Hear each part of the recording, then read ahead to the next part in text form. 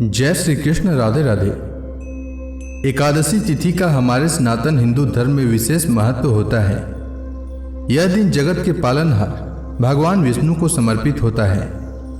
इस दिन भगवान विष्णु की पूजा करने, व्रत रखने तथा एकादशी व्रत कथा का पाठ करने अथवा श्रवण करने से जीवन में आने वाली सभी प्रकार की विपत्तियों और संकटों का नाश होता है और हर मनोकामना पूर्ण होती है। साथ ही अनजाने में हुए पाप कर्मों से छुटकारा मिलता है।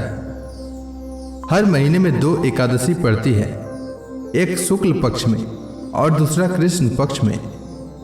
आश्विन मास की शुक्ल पक्ष की एकादशी को पापानकुशा एकादशी के नाम से जाना जाता है।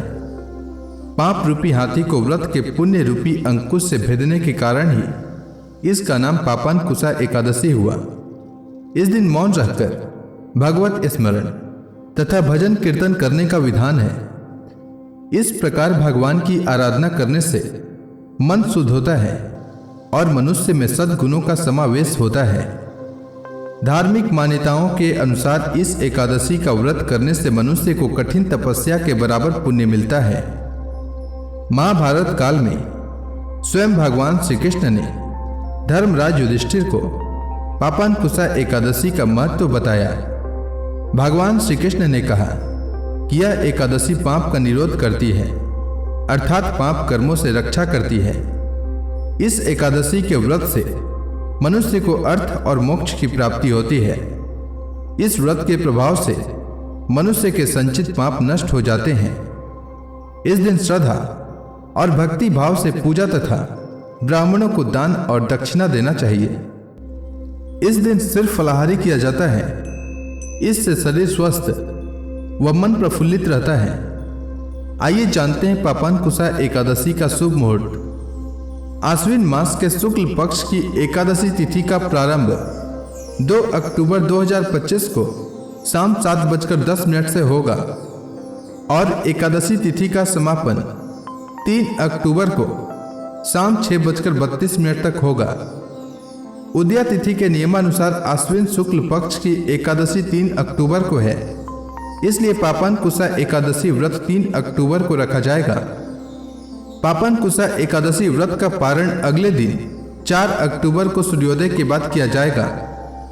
4 अक्टूबर को पारण का शुभ मुहूर्त सुबह 6:16 से सुबह 8:37 तक रहेगा।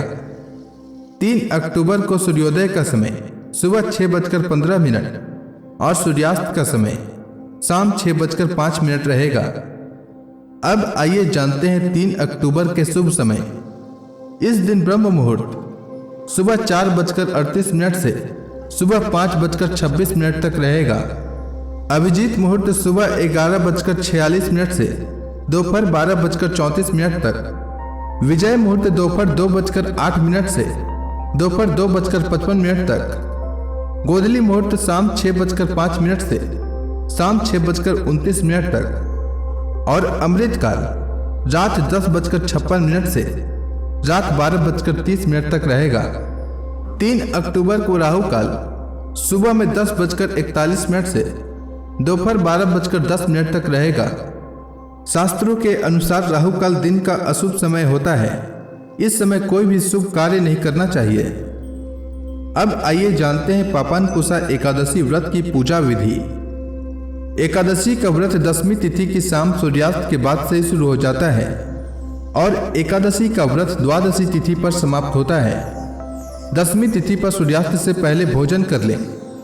इस दिन तामसिक भोजन से परहेज करें और सात्विक और हल्का आहार लें। एकादशी के दिन सुबह जल्दी उठकर स्नान करना चाहिए। फिर व्रत का संकल्प लेते हुए कहना चाहिए कि हे जगत के पालनहार भगवान विष्णु, आज मैं एकादशी का व्रत रख रहा हूँ।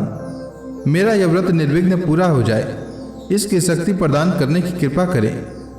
इसके बाद भगवान विष्णु के समक्ष दीप प्रज्वलित करें, गंगा जल से उनका अभिषेक करें, उन्हें तुलसी दल अर्पित करें, फल का भोग लगाएं और एकादशी व्रत कथा पढ़ें या सुनें और अंत में आरती करें। शाम को तुलसी माता के समक्ष शुद्ध घी का दीपक जलाएं। अगले दिन द्वादशी को स्नान करके भगवान विष्णु की पूजा करके ब्राह्मणों को या जरूरतमंदों को भोजन कराकर उन्हें दान दक्षिणा दें। इसके बाद शुभ मुहूर्त में व्रत का पारण करें। पारण का भोजन सात्विक रखें। पारण के भोजन में प्याज और लहसुन का प्रयोग न करें। पारण में चावल अवश्य खाना चाहिए। इसके अलावा पारण में आंवला खाना चाहिए। एकादशी पारण में आंवला खाने से सुख समृद्धि की प्राप्ति होती है। पापानकुशा एकादशी के दिन पापानकुशा एकादशी की कथा का श्रवण अवश्य करना चाहिए। इस कथा के अनुसार प्राचीन काल में विंध्य पर्वत पर क्रोधन नामक एक महाक्रूर बहेलिया रहता था। उसने अपनी सारी जिंदगी हिंसा, लूटपाट, मद्यपान और झूठे भाषणों में व्यतीत कर दी। जब उसके जीवन का अंतिम समय आया तब यमराज ने अपने दूतों को क्रोधन को लाने की आज्ञा दी। यमदूतों ने उसे बता दिया कि कल तेरा अंतिम दिन है। मृत्यु के भय से भयभीत वह बहेलिया महर्षि अंगिरा के शरण में उनके आश्रम पहुंचा। महर्षि ने दया दिखाकर उससे पापानकुशा एकादशी का व्रत करने को कहा। इस प्रकार पापानकुशा एकादशी का व्रत पूजन करने से क्रूर बहेलिया को भगवान की कृपा से मोक्ष की प्राप्ति हो गई। उम्मीद है आपको पापानकुशा एकादशी व्रत से जुड़ी जानकारी अच्छी लगी होगी। अगर आपको यह वीडियो अच्छी लगी हो तो इस वीडियो को लाइक करें और इसे ज़्यादा से ज़्यादा लोगों में शेयर करें। वीडियो को देखने और लाइक करने के लिए आपका धन्यवाद।